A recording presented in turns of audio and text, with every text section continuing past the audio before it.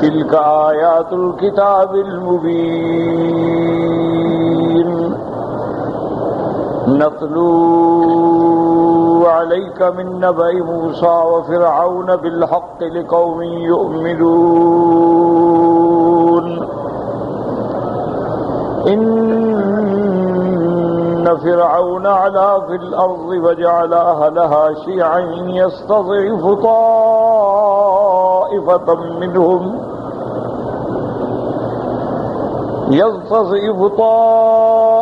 منهم يذبح أبناءهم ويستحيي نساءهم إنه كان من المفسدين ونريد أن نمن على الذين استضعفوا في الأرض ونجعلهم أئمة ونجعلهم الوارثين ونمكن لهم في الأرض ونري فرعون وهامان وجنودهما منهم ما كانوا يحذرون. الحمدللہ اس سورت سے قبل ہم نے سورۃ النمل کی تلاوت کی، جس میں اللہ تبارک و تعالی نے سیدنا داؤد اور سیدنا سلیمان علیہ السلام کا بڑی تفصیل سے واقعہ ذکر فرمایا، اور اس میں اللہ نے اپنے انعامات کا ذکر فرمایا کہ حضرت سلیمان علیہ السلام اور داؤد علیہ السلام صرف نبی نہیں تھے، بادشاہ بھی تھے،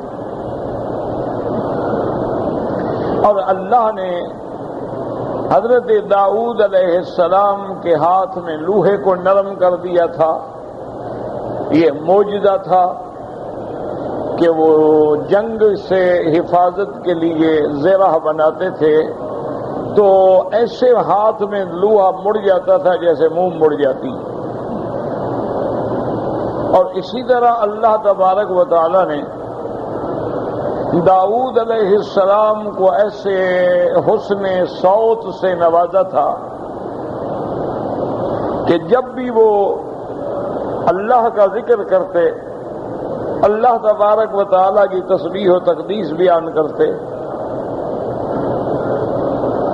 الحمدللہ یہدینا یہدیکم اللہ انی مسکوب، تو جب حضرت داؤد علیہ السلام تسبیحات فرماتے تو پہاڑ بھی تسبیح کہتے اور پرندے بھی رک جاتے، یہ بھی آپ کا معجزہ تھا۔ پھر اللہ تبارک و تعالی نے حضرت سلیمان علیہ السلام کو جو ملک عطا فرمایا، جو بادشاہت عطا فرمائی، اس کی دنیا میں کوئی مثال نہیں، کہ آپ کے تابع صرف انس نہیں تھے، انسانوں کے علاوہ جن بھی آپ کے تابع تھے، انسانوں کے علاوہ طیور پرندے ہر چیز آپ کے تابع تھی، اور اللہ تبارک و تعالی نے ہواؤں کو بھی مسخر کر دیا کہ ہوائیں آپ کے تخت کو اڑاتی تھیں۔ اللہ تبارک و تعالی نے انہیں تمام طیور کی، پرندوں کی، حیوانات کی بولیاں بھی سکھلا دی، تو یہ اللہ کے انعامات کا کمال تھا۔ اور اس کے ساتھ یہ بھی بتلا دیا کہ میں نے یہ ساری نعمتیں عطا فرما دی، لیکن میں نے جو علم ایک پرندے کو دیا، ایک ہدہد کو دیا، وہ حضرت سلیمان کو نہیں دیا۔ تو اس لیے پھر اللہ نے وہ واقعہ بیان کیا کہ ہدہد آیا، اس نے آ کے ملکہ سبا کے بارے میں سیدنا سلیمان علیہ السلام کو واقعاتی رپورٹ دی کہ ایک ملکہ ہے، حکومت کر رہی ہے، سورج کی پجاری ہے۔ حضرت سلیمان نے امتحان لیا اور آپ کے ذریعے خط بھیجا، حتیٰ کہ وہ ملکہ جو ہے حضرت سلیمان کے دربار میں حاضر ہو گئی۔ حضرت سلیمان علیہ السلام نے اس کو اللہ کی توحید سمجھانے کے لیے اس کی عقل سے کفر و شرک کے اندھیروں کو ہٹانے کے لیے جنات کو حکم دیا کہ ایک ایسا محل بنائیں اور ایسا راستہ بنائیں کہ راستے میں ایک حوض ہو اور حوض کے اوپر شیشے کی چھت ہو اور اس کا رنگ اور پانی کا رنگ ایک ہو۔ جب وہ ملکہ اس پہ پہنچی تو اس نے سمجھا کہ پانی ہے، تو اس نے اپنی پنڈلیوں سے کپڑا ہٹایا تو اس کو بتلایا گیا کہ پانی نہیں ہے بلکہ یہ تو شیشہ ہے۔ تو اب اس کو چوٹ لگی اور وہ فوراً سمجھ گئی کہ جیسے میں نے سورج کو خدا سمجھ لیا ہے، حالانکہ سورج خدا نہیں ہے بلکہ دلیل خدا ہے، اللہ کی الوہیت پر دلیل ہے سورج۔ جیسے آج میں نے دھوکہ کھایا کہ شیشے کو پانی سمجھ بیٹھی، تو شیشہ جو ہے وہ مظہر ماء ہے، حقیقت تو پانی نہیں ہے۔ اس لیے فوراً اسلام لے آئی، قالت رب انی ظلمت نفسی واسلمت مع سلیمان للہ رب العالمین۔ اللہ نے اس کو اسلام کی دولت سے نواز دیا۔ پھر اس کے بعد اللہ تبارک و تعالی نے حضرت صالح علیہ السلام کا واقعہ بیان فرمایا قوم سمود کے ساتھ کہ انہوں نے اپنی قوم کو اللہ کی عبادت کی، اللہ کی الوہیت کی، وحدانیت کی دعوت دی، لیکن وہ قوم جو تھی اللہ رحمت فرمائے انکار پہ اور اعراض پہ اور تکذیب پہ اڑی رہی، حتیٰ کہ انہوں نے حضرت سلیمان علیہ السلام سے ایک معجزہ مانگا کہ اگر اس چٹان سے ایک اونٹنی نکل آئے اور اونٹنی بھی گابن ہو جس کا ہم دودھ پئیں تو ہم ایمان لے آئیں گے۔ اللہ نے وہ معجزہ عطا فرمایا، لیکن قوم کے بدبختوں نے اس اونٹنی کو بھی ذبح کر دیا، اونٹنی کو بھی قتل کر دیا۔ نتیجہ یہ نکلا کہ اللہ کے عذاب نے ان کو پکڑ لیا اور پوری قوم سمود جو تھی وہ تباہ۔ اس کے بعد اللہ نے قوم لوط کا واقعہ بیان فرمایا کہ جو قوم لوط جو تھی نعوذ باللہ وہ عورتوں کے علاوہ لڑکوں سے بدفعلی کرتے تھے، بے حیائی کا کام کرتے تھے، راستوں میں بیٹھتے تھے، لوگوں کی مذاق اڑاتے تھے، ان کے لڑکے جو ہیں لڑکیوں کا لباس پہنتے تھے تاکہ وہ لڑکیاں نظر آئیں، اسی طرح میک اپ اور سنگار کرتے تھے اور بے حیائی کا پرچار کرتے تھے۔ حضرت لوط علیہ السلام نے ڈرایا لیکن قوم جو ہے اپنے گناہوں پہ اور کفر پہ اڑی رہی۔ اللہ نے ایسا عذاب دیا، اللہ نے حکم دیا ملائکہ کو کہ ان کی قریب بستی جو ہے قریہ سدوم، اس کو اٹھا کے آسمان کے قریب لا کے اوندا الٹ دیں اور اوپر سے پتھروں کی بارش کر دیں، تو اللہ نے ان کو بھی ہلاک کر دیا۔ اس واقعات کے بعد اللہ نے اپنی توحید الوہیت کے دلائل دیے۔ اللہ نے فرمایا کہ غور کرو آسمانوں اور زمینوں کے پیدا کرنے والا کون ہے، کون آسمانوں سے بارش برساتا ہے، فَأَنبَتْنَا بِهِ حَدَائِقَ ذَاتَ بَهْجَةٍ، اس سے کون باغیچے اگاتا ہے، مَا كَانَ لَكُمْ أَن تُنبِتُوا شَجَرَهَا، کیا تمہاری طاقت ہے کہ تم ایک درخت بھی اگا سکو، أَإِلَٰهٌ مَّعَ اللَّهِ، کیا اللہ کے سوا کوئی اور معبود ہے جس نے آسمان بنائے، جس نے زمینیں بنائی، جس نے آسمان سے پانی برسایا؟ صاف جواب ہے کہ اللہ کے سوا کوئی معبود نہیں، اللہ کے سوا کوئی مختار نہیں، اللہ کے سوا کوئی خالق و رازق نہیں۔ اس لیے فرمایا الہ مع اللہ بل ہم قوم یعدلون۔ اس کے بعد دوسرے دلائل فرمایا من جعل الارض قرارا، کس نے تمہارے لیے زمین کو رہائش کے قابل بنایا، وجعل خلالها انہارا، اور اس کے درمیان میں نہریں چلائیں، وجعلها رواسي بين البحرين حاجزا، اس پہ پہاڑوں کے بوجھ رکھے اور دریاؤں کے درمیان میں مانے رکھا۔ کیا اللہ کے سوا کوئی اور بھی کر سکتا ہے؟ کوئی نہیں کر سکتا۔ اس کے بعد فرمایا امن یجیب المضطر اذا دعاہ، کون ہے جو پریشان حال کی دعا سنتا ہو، کون ہے جو دکھیاروں کے دکھ ٹالتا ہو، کون ہے جو بیماریوں کو رفع فرماتا ہو؟ اللہ کے سوا کوئی ہے؟ کوئی نہیں۔ یہ تمام دلائل جو تھے مسئلہ الوہیت پہ تھے اللہ تبارک و تعالی نے۔ اس کے بعد اللہ نے مسئلہ علم غیب بیان فرمایا کہ قل لا يعلم من في السماوات والارض الغیب الا اللہ، کہ میرے محبوب اعلان فرما دیں کہ آسمانوں میں اور زمینوں میں اللہ کے سوا کوئی غیب جاننے والا نہیں ہے، اور جن کو تم پکارتے ہو، جن کو تم عالم الغیب سمجھتے ہو، جن کو تم مشکل کشا اور حاجت روا سمجھتے ہو، ان کو تو یہ بھی پتہ نہیں کہ قیامت کب ہوگی، وہ تو اپنے اٹھنے کو بھی نہیں جانتے ہیں تو تمہارے غیب کیسے جانتے ہیں؟ اس کے بعد اللہ نے اس بات معاد کا ذکر فرمایا کہ قیامت حق ہے، جنت حق ہے، نار حق ہے، صراط حق ہے، حساب حق ہے، میزان حق ہے۔ اور کافر جو اعتراض کرتے ہیں کہ اس کی کیا دلیل ہے؟ اللہ نے فرمایا اس کی سب سے بڑی دلیل قرآن ہے کہ ہم نے قرآن میں فرمایا ہے، اللہ نے انبیاء کی زبانوں سے فرمایا ہے، اور اللہ تبارک و تعالیٰ اگر پیدا کرنے پہ قادر ہے، اللہ پیدا کرنے کے بعد موت دینے پہ قادر ہے تو دوبارہ پیدا کرنے پہ بھی قادر ہے۔ ان ھذا القرآن یقص علی بنی اسرائیل اکثر الذی ھم فیہ یختلفون۔ لیکن اللہ نے فرمایا میرا محبوب جو لوگ گمراہ ہو چکے ہیں، جو بہرے ہو چکے ہیں، جو اندھے ہو چکے ہیں، ان کو تم ہدایت نہیں دے سکتے۔ ان کو اگر ہم چاہیں تو ہدایت نصیب فرما دے، اور اگر ہم ان کو نہ چاہیں تو ہدایت نصیب نہ فرمائیں۔ اس کے بعد اللہ نے علامات قیامت کا ذکر کیا تھا کہ قیامت کے آنے سے پہلے ایک جانور نکلے گا جو انسانوں کی طرح بولے گا۔ فرمایا وَإِذَا وَقَعَ الْقَوْلُ عَلَيْهِمْ، جب ہماری بات پوری ہو جائے گی، أَخْرَجْنَا لَهُمْ دَابَّةً مِنَ الْأَرْضِ، ہم زمین سے ان کے لیے ایک جانور نکالیں گے تُكَلِّمُهُمْ، جو بات کرے گا۔ تو علامات قیامت اور اس بات قیامت کا اللہ تبارک و تعالیٰ نے ذکر فرمایا، اور اسی طرح فرمایا میرے مالک نے اپنی دلیل الوہیت کے لیے کہ أَلَمْ يَرَوْا أَنَّا جَعَلْنَا اللَّيْلَ، کیا یہ اندھے ہیں نہیں جانتے کہ ہم نے رات بنائی ہے؟ تو اگر رات کے بعد دن ہے، دن کے بعد رات ہے، ہم اس کے تغیر پہ قادر ہیں تو عالم دنیا کو بھی فنا کر کے عالم آخرت لانے پہ بھی قادر ہیں۔ جیسے دن بدل جاتا ہے رات آ جاتی ہے، جیسے رات ختم ہوتی ہے دن آ جاتا ہے، اسی طرح یہ عالم دنیا بھی ختم ہو جائے گا اور قیامت آ جائے گی۔ اور جب قیامت ہوگی تو اس سے پہلے کیا ہوگا؟ دو نفخے ہوں گے۔ ایک نفخۃ الصاعق ہوگا، یوم ينفخ في الصور ففزع من في السماوات ومن في الارض الا من شاء الله وكل اتوه داخرين۔ ایک تو ہوگا نفخہ جس سے سب مر جائیں گے، اور دوسرا سور جب پھونکا جائے گا تو سب کھڑے ہو جائیں گے۔ اللہ نے فرمایا کہ آج جن پہاڑوں کو تم دیکھتے ہو جمے ہوئے ہیں، یہ پہاڑ چل رہے ہوں گے، اور ہر آدمی اللہ کی دربار میں قیامت میں حاضر ہوگا۔ اگر وہ عقیدہ توحید لے کے آیا، اگر اس کی موت ایمان پہ ہوئی، اس کے لیے خیر ہی خیر ہے، وہ اس دن قیامت والے فضا سے بھی محفوظ ہوگا۔ ومن جاء بالسیئہ، اور اگر وہ شرک لے کے آیا، اگر وہ بے برائی لے کے آیا تو قیامت والے دن ان کو اونھا جہنم میں ڈالا جائے گا۔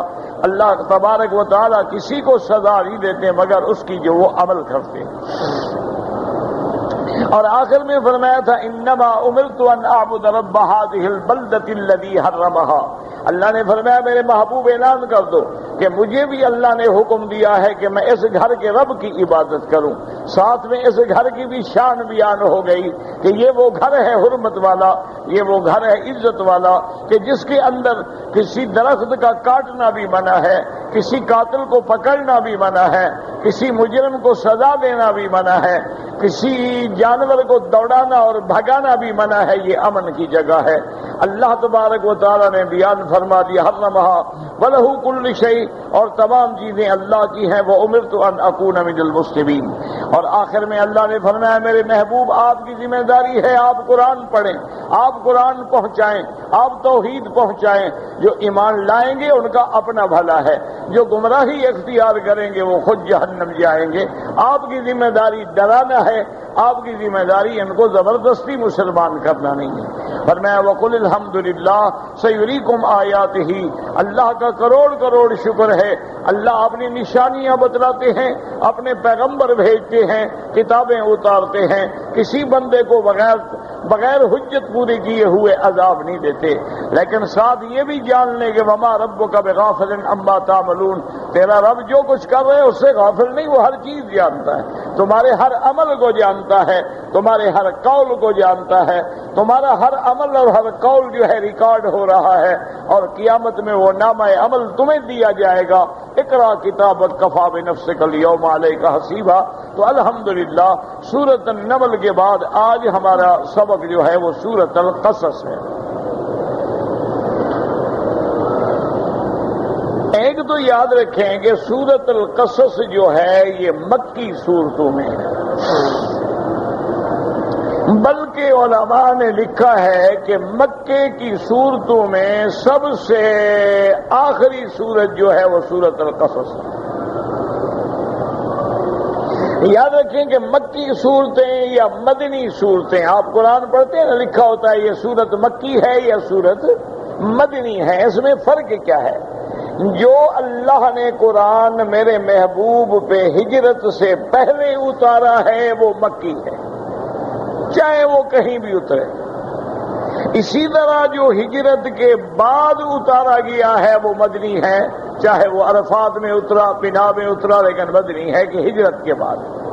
تو یہ سورۃ القصص جو ہے یہ مکی صورتوں میں آخری صورت ہے، اور یہ وہ صورت مبارک ہے کہ جب ہجرت کی رات میں میرے آقا محبوب دو عالم حضرت ابو بکر رضی اللہ تعالی عنہ کے ساتھ مکہ مکرمہ سے مدینہ کا سفر فرما رہے تھے، جب آپ جحفہ یعنی رابغ کے قریب پہنچے تو یہ صورت نازل ہوئی۔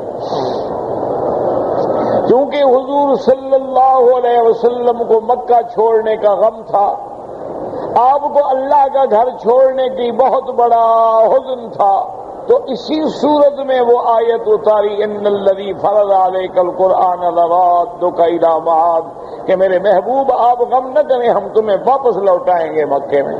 تو یہ آخری صورت ہے سور مکیہ، اور ان صورتوں کے اندر قصص ہیں، ان صورتوں کے اندر واقعات ہیں، اور ان واقعات میں عبرت ہے، ان واقعات میں ہدایت ہے، لیکن ایمان والوں کے لیے۔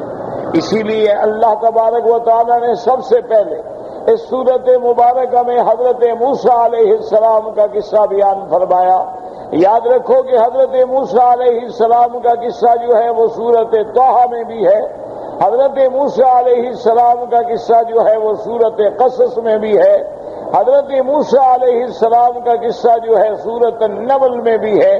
اللہ تبارک و تعالی نے موسیٰ علیہ السلام کے واقعات کو مختلف اسلوب بیان سے کھول کھول کر بیان کیا ہے، چونکہ حضور کے زمانے میں یہودی موجود تھے، تو اللہ نے قرآن میں واقعات اتارے کہ بھئی حضور پاک تو نہیں تھے نا موسیٰ علیہ السلام کے زمانے میں۔ جب اللہ کا نبی خبر دے رہا ہے تو یقینی بات ہے کہ اللہ کا سچا نبی ہے، اور یہ خبریں جو ہیں جبریل لایا ہے، ورنہ حضور کو کیا معلوم کہ موسیٰ علیہ السلام پہ کیا گزری۔ تو اس لیے ان واقعات میں عبرتیں ہیں، ان واقعات میں ہدایتیں ہیں، ان واقعات میں موعظہ ہے، لیکن شرط یہ ہے ان کے لیے جن کو اللہ ایمان نصیب فرمائے۔ اسے فرماتے ہیں بسم اللہ الرحمن الرحیم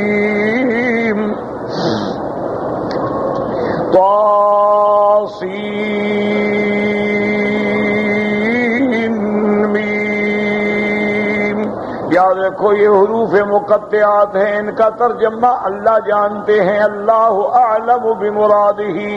بعض علماء نے فرمایا ہے کہ یہ حروف جو ہیں اللہ کے اسماء میں سے ہیں، بعض نے فرمایا یہ صورتوں کے ابتدائی اسماء میں سے ہیں، بعض علماء نے فرمایا جیسے الف لام میم، الف سے اللہ مراد ہے، لام سے جبرائیل مراد ہے، اور میم سے محمد مصطفیٰ مراد ہے۔ لیکن یاد رکھو یہ ساری باتیں جو ہیں کمزور ہیں، کوئی حجت نہیں ہے، کوئی دلیل نہیں ہے ان بارے میں۔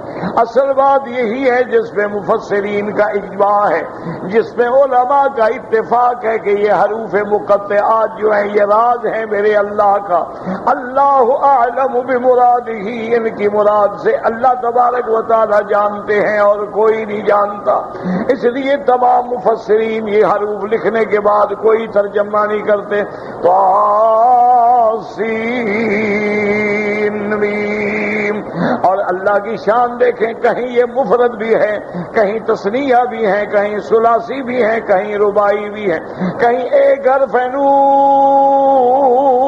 والقلم وما یسطرون، کہیں فرماتے ہیں صاد والقرآن ذی الذکر، اور کہیں فرماتے ہیں حامیم، اور کہیں فرماتے ہیں الف لام میم، اور کہیں فرماتے ہیں الف لام را، اور کہیں خماسی بھی ہیں کاف ہا یا عین صاد، اسی طرح فرمایا حامیم عین سین قاف.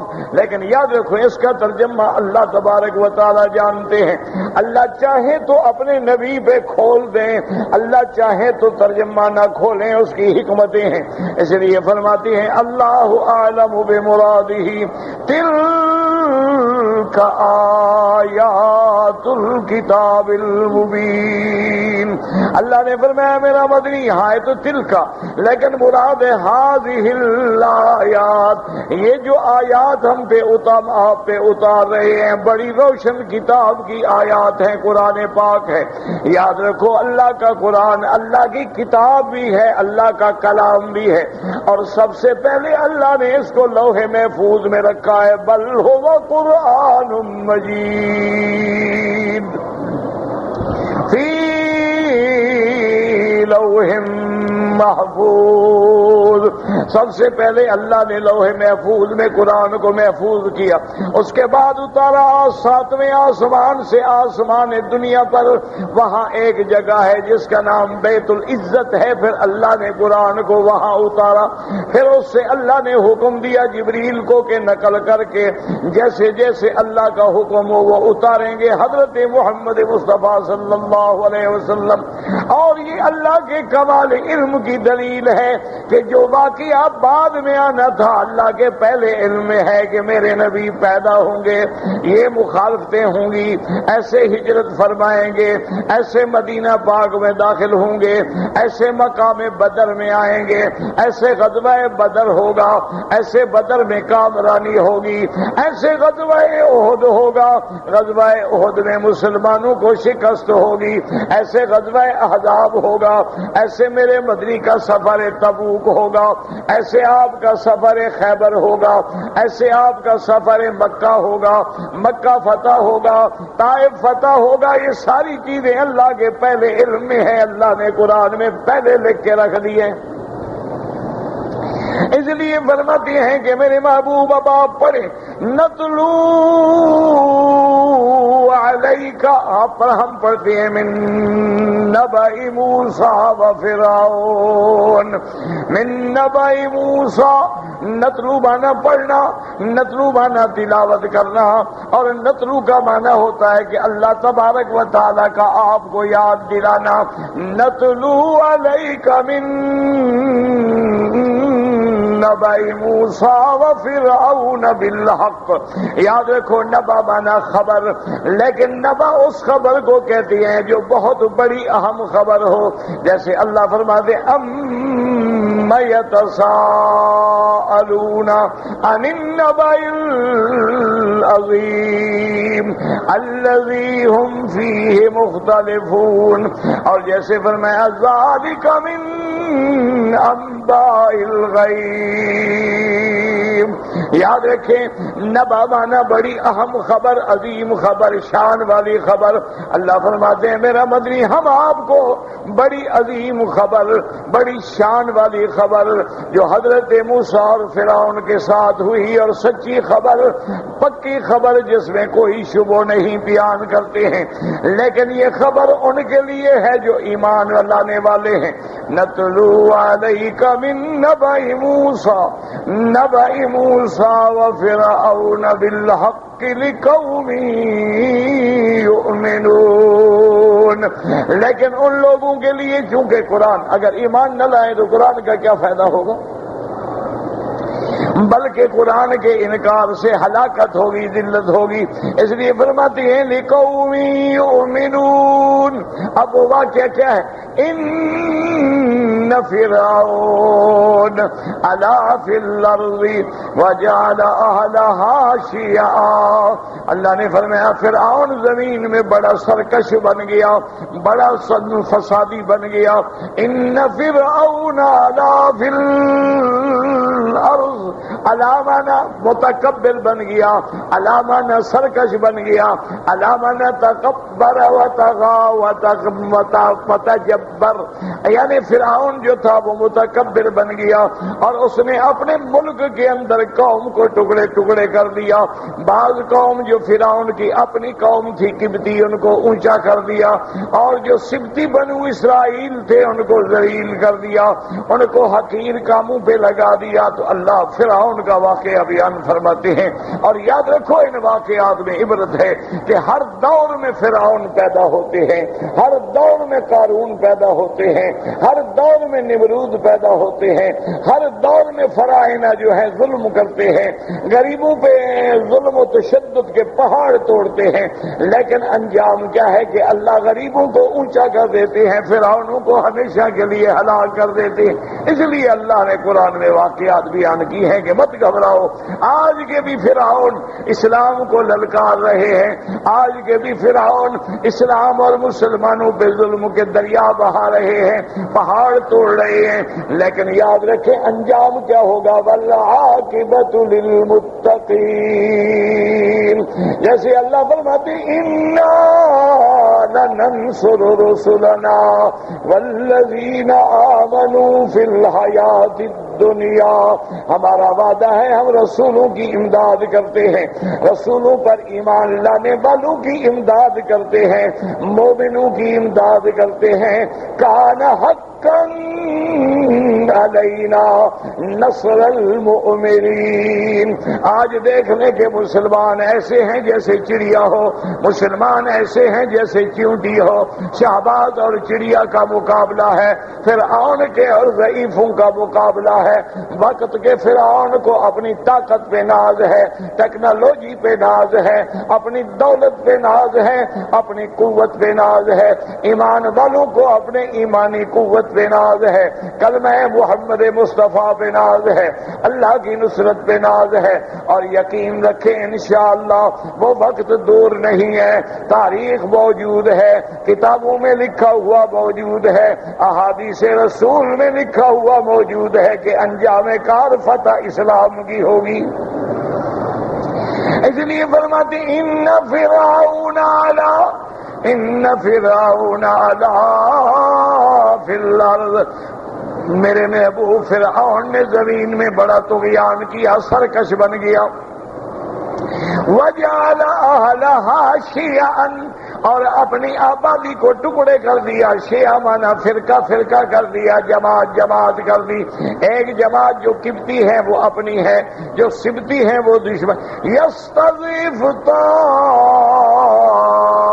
طائفۃ منہم, اور ایک جماعت کو اتنا کمزور کر دیا, اتنا ذلیل کر دیا کہ یذبح ابناءہم ویستحیی نساءہم, حکم دے دیا کہ ان کا جو بچہ پیدا ہو ذبح کر دو, لڑکی پیدا ہو تو چھوڑ دو.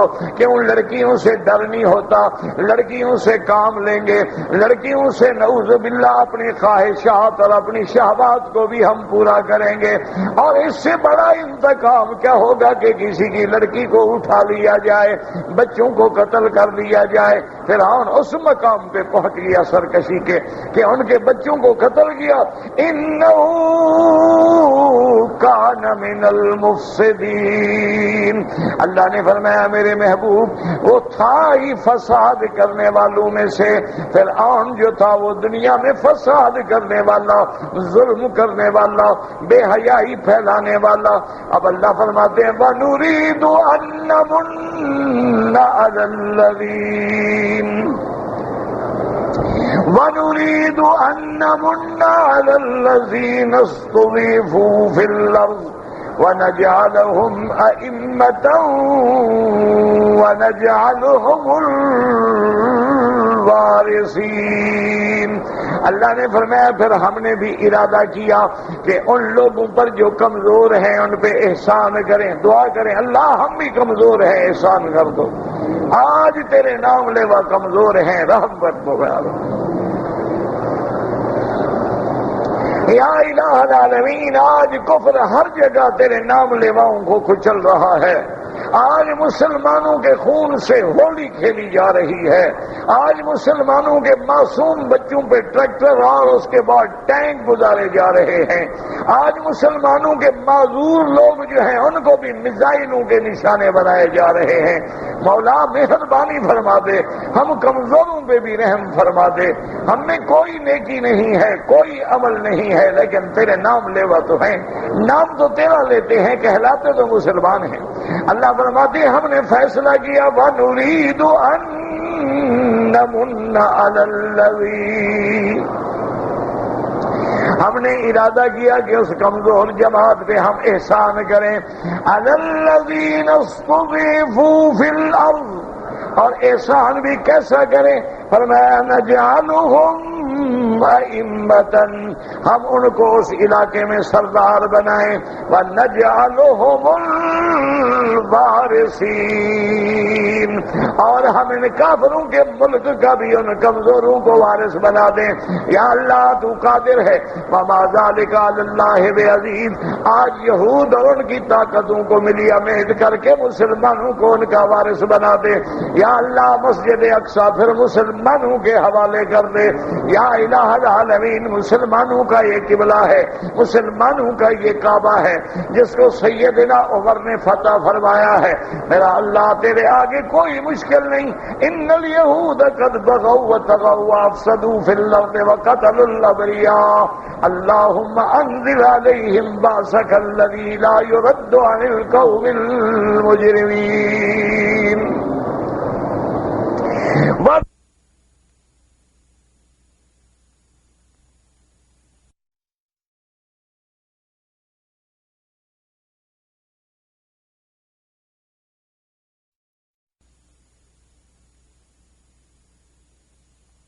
اور ان کو زمین میں حکومت دیں اور طاقت دیں، وَنُمَكِّنَ لَهُمْ فِي الْأَرْضِ وَنُرِيَ فِرْعَوْنَ وَهَامَانَ وَجُنُودَهُمَا مِنْهُمْ مَا كَانُوا يَحْذَرُونَ۔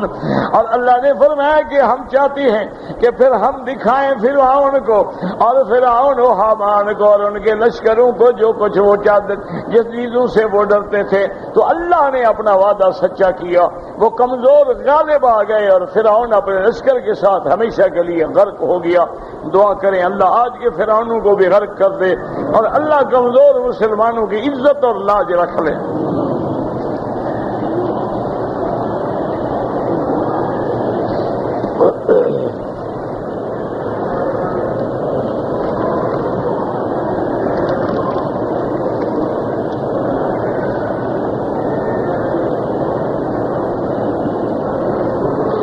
ایک آدمی نے مدینہ منورہ سے احرام باندھا،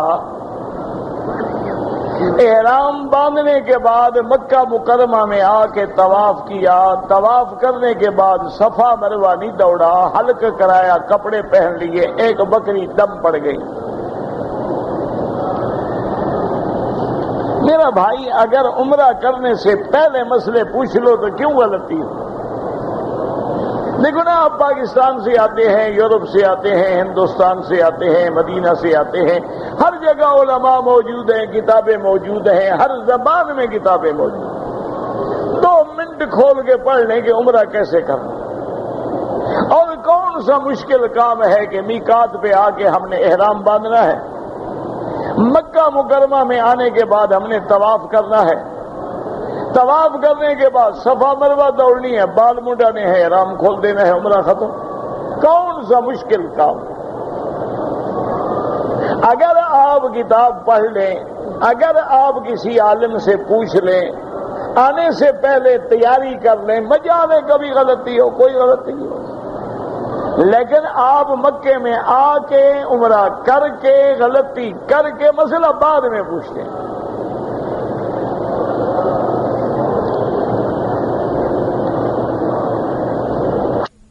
بہرحال یہ کئی دفعہ میں نے عرض کیا ہے کہ کھاد ہے یا دوائی ہے یا گاڑی ہے یا کوئی چیز ہے، ایک اس کا نقد ریٹ ہے اور ایک ادھار ہے۔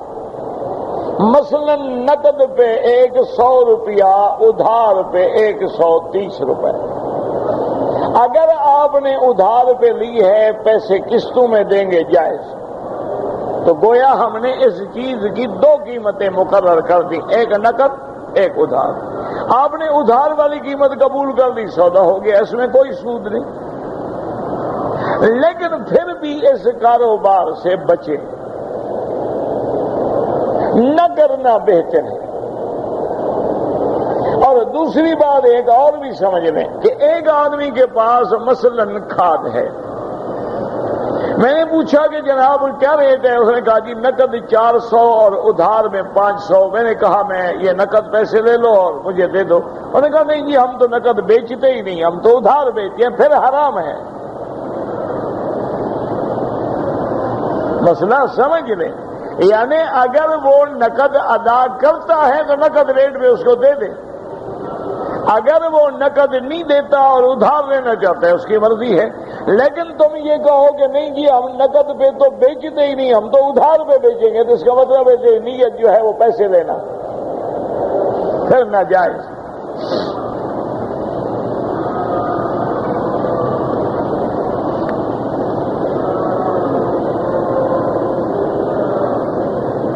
تارا ٹوٹتا دیکھ کا مانگتا، تارا ٹوٹتا دیکھ کا مانگتا کچھ نہ ہوتا۔ تارے ٹوٹنے سے مانگنے کا کیا تعلق ہے؟ وہ تو الٹا علامت ہے کہ شیطان کو دیکھ کے تارے ٹوٹتے ہیں۔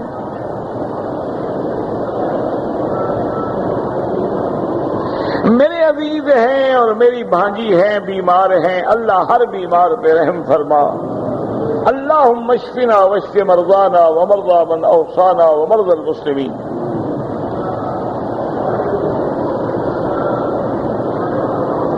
اگر ایک آدمی نے طواف الوداع کر لیا لیکن ایسے حالات پیدا ہوئے کہ وہ نہیں گیا، کوئی حرج نہیں، پھر نماز پڑھے، طواف کرے، عمرے کرے، حرم میں آئے، کوئی منع نہیں۔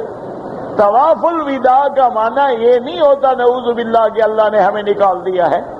ہم نے جانے کے وقت طواف کیا، سیٹ نہیں ملی، الحمدللہ 2 دن اور مل گئے، واپس آ جائے، آپ آ کے حرم میں رہیں۔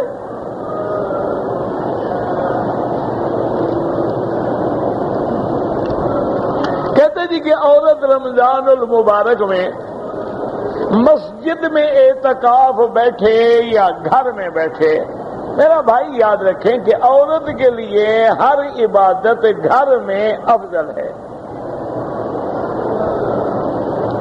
حتیٰ کہ فرض نماز کے لیے مردوں کا آنا مسجد میں لازم ہے لیکن عورت کے لیے نہیں۔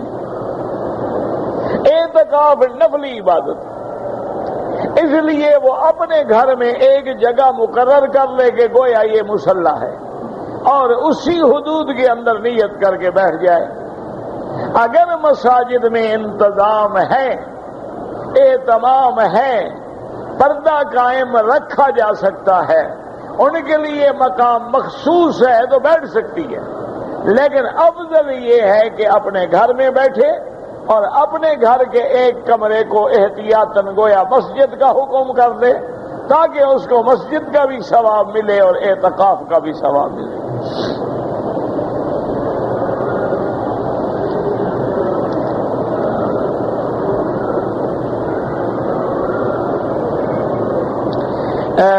کہتا ہے ایک بی بی نے کہ میری شادی کو 18 سال ہو گئے، اولاد نہیں ہوئی۔ اصل میں سب سے پہلے تو جن لوگوں کے ہاں اولاد نہیں ہے وہ میاں بیوی دونوں اپنا میڈیکل چیک اپ کروائیں۔ لازمی بات ہے کہ نقص یا مرد میں ہوگا یا عورت میں ہوگا، اور ہمارے علاقوں میں رواج ہوتا ہے کہ مرد تو کراتا ہی نہیں نا، کہ نہیں جی میں تو ٹھیک ہوں، کیسے ٹھیک ہو بھی تو؟ وہ اپنی توہین سمجھتا ہے، مردانگی کے خلاف سمجھتا ہے کہ میرا عیب کھل جائے گا تو پھر اولاد تو نہیں ہوگی۔ اگر تمہیں ٹی بی ہو جائے، اگر تمہیں اللہ نہ کرے کسی کو کینسر ہو جائے، ایڈز ہو جائے، کیا مطلب ہے کہ وہ نہیں بتلائے؟ یہ بھی ایک بیماری ہے، اور آج میڈیکل سائنس جو ہے اس معاملے میں بہت ترقی کر چکی ہے. آپ کسی اچھے میڈیکل سینٹر میں جا کے چیک اپ کرائیں، اپنا بھی بیوی کا بھی. اگر دونوں ٹھیک ہیں اور پھر اولاد نہیں ہوتی تو پھر دونوں جو ہیں کثرت سے استغفر اللہ استغفر اللہ استغفر اللہ، کیونکہ اللہ نے قرآن میں فرمایا ہے کہ استغفار پر یمددکم باموال وبنین، تمہارے مال میں بھی برکت دوں گا، اولاد بھی بڑھا دوں گا. تو اس لیے استغفار پڑھے. لیکن اگر میڈیکل چیک اپ میں نقص ہے تو علاج کرائیں. دنیا میں علاج موجود ہے. آج تو بہت یعنی علم بہت آگے چلا گیا ہے.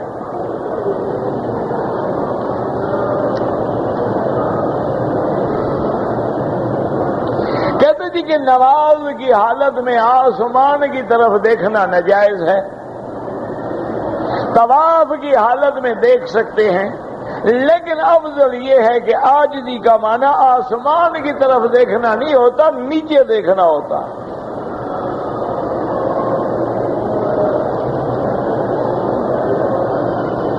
کہتے جی کہ آپ کرسی پہ بیٹھا کریں انشاءاللہ.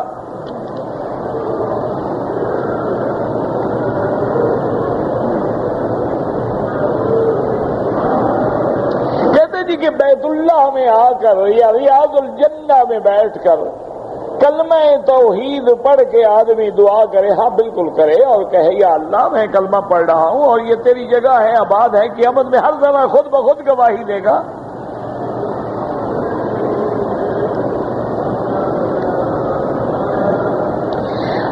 مسجد نبوی میں نماز کی فضیلت جو ہے وہ صف اول میں ہے، اور صف اول جو ہے وہ حضور کے مواجہہ مبارک سے آگے ہے.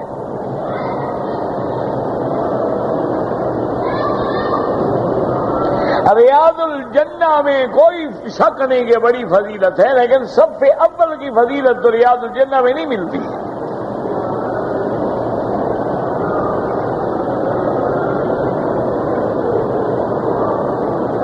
کہتے جی کہ اگر طواف کے 7 چکر ہیں تو 7 آدمیوں کو طواف دے دیں، یعنی کسی کا بھی طواف پورا نہ ہو. نہیں، تمہارا طواف 1 چکر میں پورا ہوتا ہے یا 7 میں؟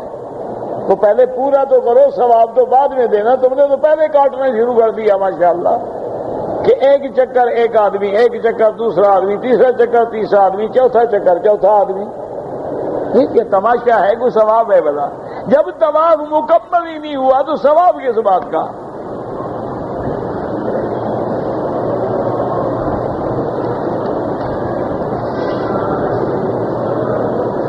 کہتے جی کہ ایک آدمی نے فضائل اعمال کی کتاب کو غصے میں پھینک دیا.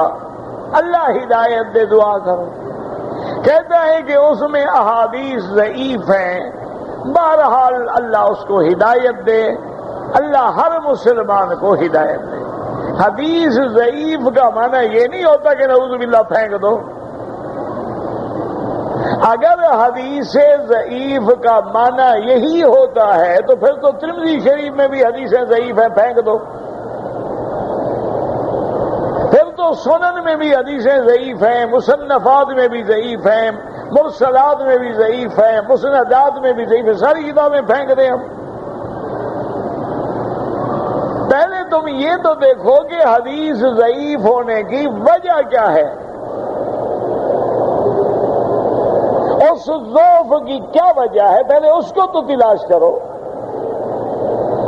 اور کبھی ایسا ہوتا ہے کہ حدیث تو ضعیف ہے لیکن اس کے متن کا جو الفاظ ہیں، جو مفہوم ہے، وہ قرآن میں موجود ہے، صحیح حدیث میں موجود ہے. یہ تھوڑا ہوتا ہے جہاں ضعیف لکھا اٹھا کے پھینک دو. اللہ ہدایت دے. اور پھر یہ تو جمیع محدثین کا بالاتفاق مسئلہ ہے کہ ضعیف حدیث جو ہے وہ فضیلت اعمال میں حجت ہے. یعنی اگر کعبے کی فضیلت کا بیان ہے، حرم کی فضیلت کا بیان ہے، روزے کی فضیلت کا بیان ہے، نماز کی فضیلت کا بیان ہے، حدیث ضعیف حجت ہے. حدیث ضعیف جو ہے وہ تو عقیدے میں آپ پیش نہیں کریں گے. حدیث ضعیف جو ہے بعض ائمہ کے نزدیک احکام میں پیش نہیں کریں. اچھا، ایک حدیث ضعیف ہوتی ہے، ایک مضاعف ہوتی ہے.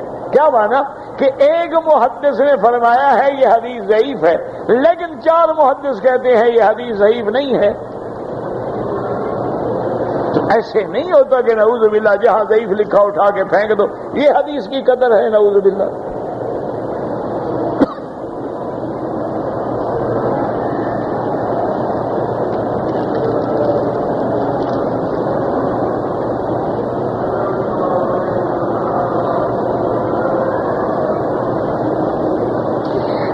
کہ ہم نے 3 عمرے کیے ہیں، عمرہ کرنے کے بعد صفا مروہ دوڑ کر اپنے بال نہیں کاٹے تھے، اپنی بیٹی کے بال کاٹے، اپنی بیوی کے، اپنی کوئی حرج نہیں، کوئی فرق نہیں پڑتا. بالکل عمرہ بھی ہو گیا اور کوئی جرمانہ بھی نہیں. لیکن شرط یہ ہے کہ دونوں طواف بھی کر چکے ہیں، صفا مروہ بھی دوڑ چکے ہیں، اب ایک دوسرے کے بال کاٹ دیے، کوئی حل نہیں.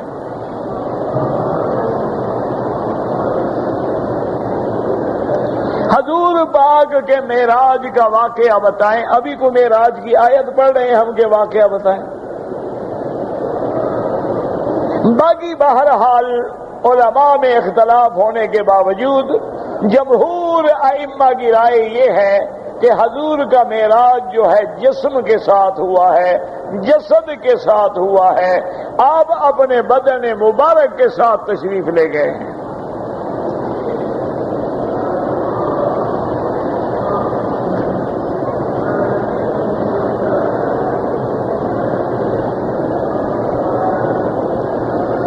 کہتے جی کہ ہم ہوٹل میں کام کرتے ہیں، حجاج یا عمرے والے جو آگے ٹھہرتے ہیں، اپنی بات چیزیں، چپل ہے، کوئی چادریں ہیں، صابن ہے، شیمپو ہے، چھوڑ جاتے ہیں، وہ آپ لے سکتے ہیں.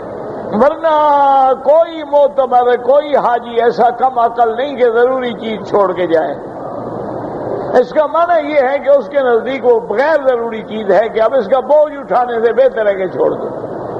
لیکن بہتر یہ ہوگا، تقویٰ یہ ہوگا کہ تم ہوٹل میں کام کرتے ہو، جب وہ کمرہ چھوڑ رہے ہیں ان سے پوچھ لو کہ جی جو چیزیں آپ چھوڑیں ہمیں اجازت ہے استعمال کرنے کی، تو زیادہ بہتر.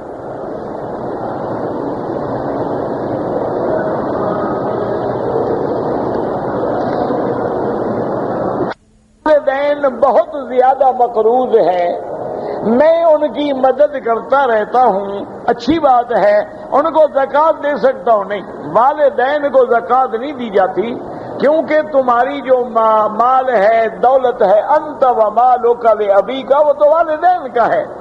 والدین تو مالک ہے، مالک بھی زکوٰۃ لیتا ہے.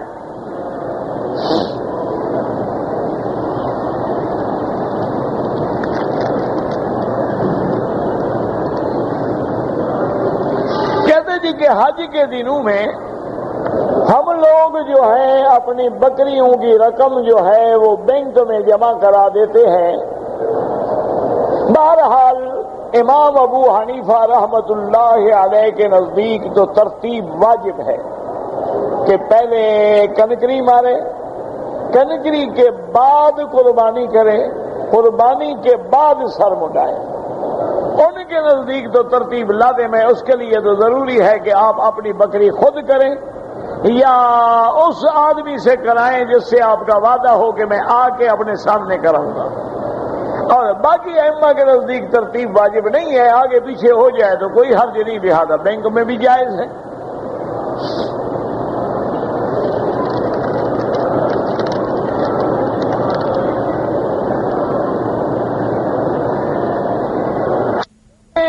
چپل جو ہے وہ تھیلی میں آنا چاہیے. تم تھیلی میں ڈالو، تمہیں لوگ دیکھ کے لوگ سیکھیں گے نا.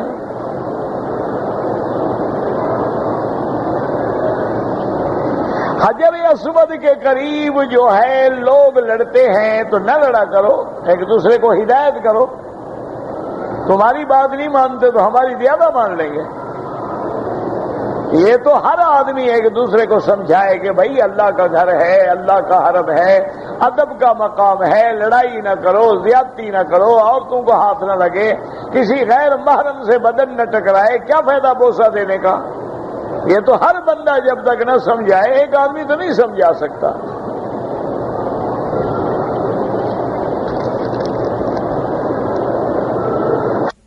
جی کہ میرے والد حج پہ آئے تھے، مینا میں حادثے میں شہید ہو گئے، انشاءاللہ اللہ ان کو قیامت تک حج نصیب کریں گے۔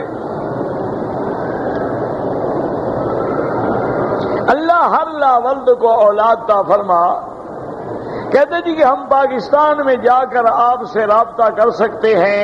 انشاءاللہ کوئی مشکل نہیں۔ خصی جانور کی بھی قربانی ہوتی ہے؟ ہاں ہوتی ہے، وہ تو اور زیادہ موٹا تازہ ہوتا ہے۔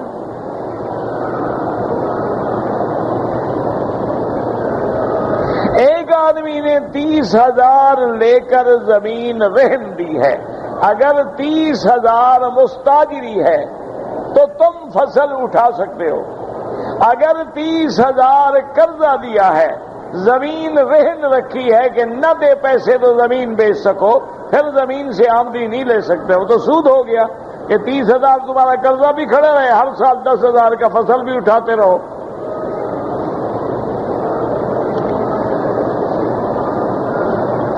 قرآن پاک کرتے ہوئے سجدہ آ جائے تو اس کے لیے کھڑا ہونا ضروری ہے؟ کوئی نہیں، بیٹھے بیٹھے سجدہ کر لو گا۔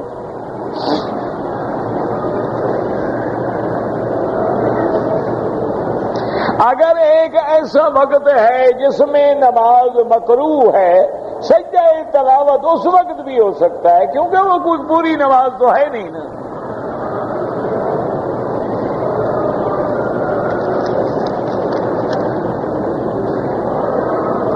ہمارے امام کی داڑھی چھوٹی ہے، کوئی بڑی داڑھی والا تلاش کرو، ورنہ اس کو دیکھ کے سارے مقتدی پھر چھوٹی داڑیاں رکھنی شروع کر دیں گے کہ جب امام سے گزارا ہو جاتا ہے تو ہمارا بھی ہو جائے گا۔ حضور نے رفع یدین بھی فرمایا، ہاں بالکل فرمایا، جو نہیں کرتے وہ بھی حدیث ہے، اللہ سب کی نمازیں قبول کرے۔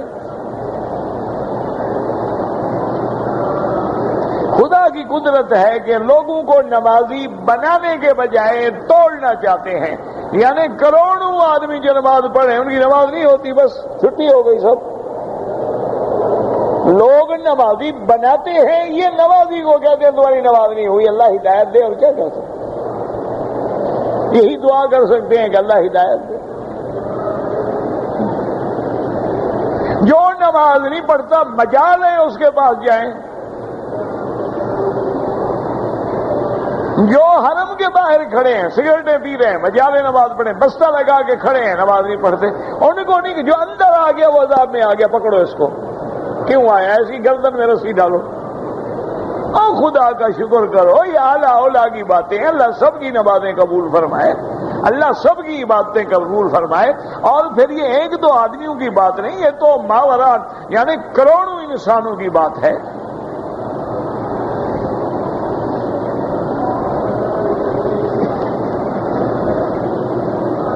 اسی طرح امام کے پیچھے فاتحہ پڑھنا ہے، جو پڑھتے ہیں الحمدللہ، جو نہیں پڑھتے ان کے بعد بھی حدیث ہے مسلم کی کہ اذا قرأ فانصتوا، امام پڑھے تم چپ رہو۔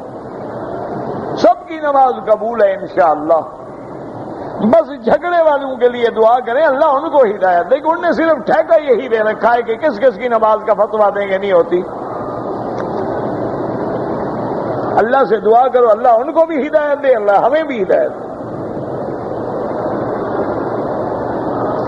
جمعہ کے 2 فرض ہیں، بعد میں 4 سنتیں، پھر 2 یعنی 6 سنتیں امام ابو حنیفہ رحمت اللہ علیہ کے نزدیک۔ امام احمد ابن حنبل رحمت اللہ علیہ کے نزدیک پہلے بھی 2 سنتیں ہیں، بعد میں بھی 2 سنتیں۔ اب ایک اصولی بات ہے، جتنا پڑھو گے اتنا اجر بھی رہے گا۔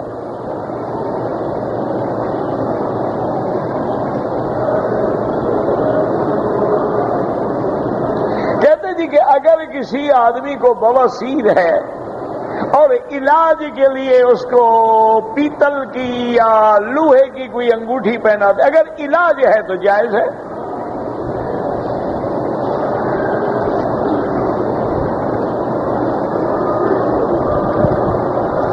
جس آدمی نے آپ کو پیسے دیے ہیں کہ کبوتروں کو دانا ڈالو، کبوتروں کو ہی ڈالو، لیکن ایسی جگہ ڈالو جہاں پاؤں کے نیچے نہ آئے، جگہ دیکھ کے دور خیال کر کے ڈالو۔ کہتے جی کہ آج کل ہمارے ملک میں رواج ہے کہ حضور کی نعت مبارک جو ہے وہ بھی گانے بجانے کے انداز میں پڑھی جاتی ہے، بالکل ناجائز ہے۔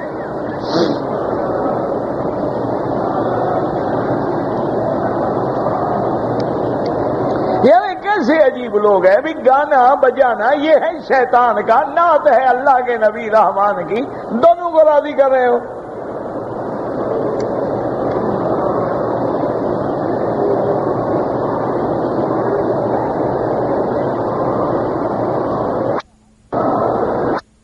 آپ نے حج کی اجازت لی، مالک نے کہا مدیر سے پوچھو، مدیر نے کہا کہ مالک سے پوچھو، مالک نہیں تھا، حج کر لیا، الحمدللہ حج تو ہو گیا، لیکن اجازت لیا کرو۔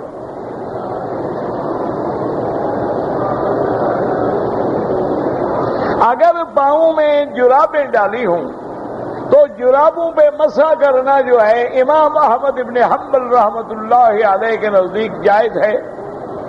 امام ابو حنیفہ رحمۃ اللہ علیہ فرماتے ہیں کہ جرابیں وہ ہوں جن میں پانی نہ جائے، جرابیں وہ ہوں جن کے نیچے چمڑا لگا ہو، جرابیں وہ ہوں جو موزے کی شکل میں ہوں، جرابیں وہ ہوں جن کے بغیر جوتے کے بھی آدمی چل سکتا ہو، اس پہ مسح جائز ہے۔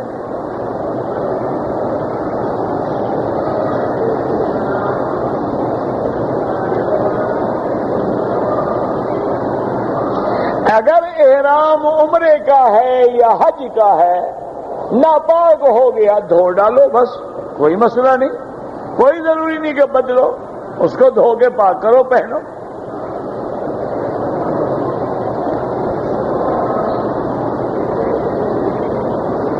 آدمی جب عمرے کے لیے آئیں افضل ہے کہ طواف الوداع کریں، نہ کریں تو جرمانہ نہیں۔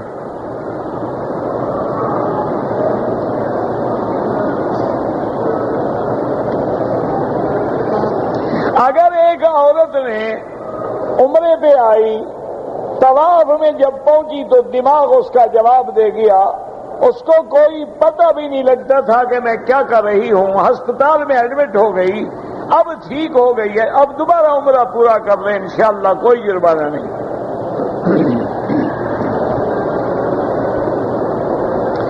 مونچھیں جو ہیں ان کو اس طرح سے کاٹے نہیں، کینچی سے کاٹے، کچھ نہ کچھ باقی رہیں۔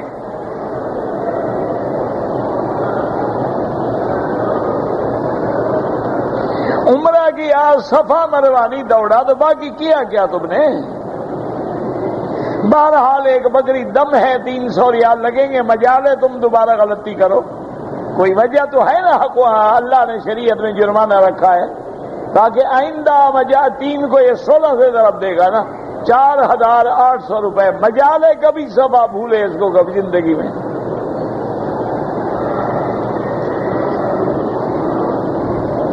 مسجد الحرام میں نماز کا 1 لاکھ کا ثواب ہے، لیکن جتنی جماعت بڑی ہو، کعبہ سامنے ہو، اللہ جانے کتنے لاکھ ملے گا۔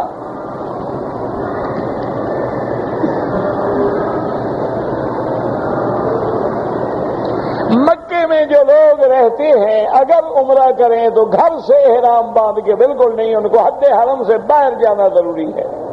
اگر مکے سے احرام جائز ہوتا حضور بی بی عائشہ کو کیوں بھیجتے تنیم؟ مکے میں تو موجود تھی، فرماتے احرام باندھ کے جب وہ عمرہ۔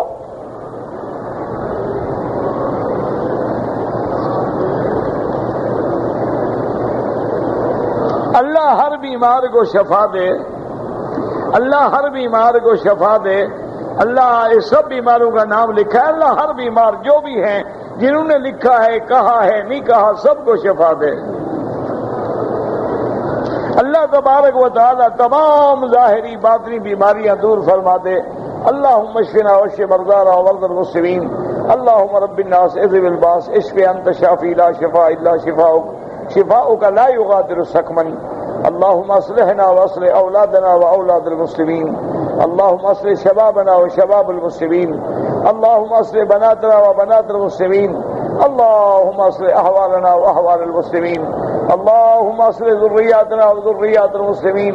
اللهم اجعلنا واجعلهم من عبادك الصالحين الناجحين الراشدين الفائزين. اللهم اجعل لنا وللمسلمين من كل هم فرجا ومن كل ضيق مخرجا. یا اللہ عالم اسلام کی عزت کا فیصلہ فرما. یا اللہ مسلمان فلسطین میں ہیں، کشمیر میں ہیں، عرب میں ہیں، عجم میں ہیں، ان کی جان مال آبرو عزت کی حفاظت فرما. یا اللہ مسلمان ملکوں کی حفاظت فرما. یا اللہ بلد الامین کی حفاظت فرما. یا اللہ ہماری ظاہری باطنی روحانی جسمانی بیماریاں پریشانیاں اپنی رحمت سے دور فرما.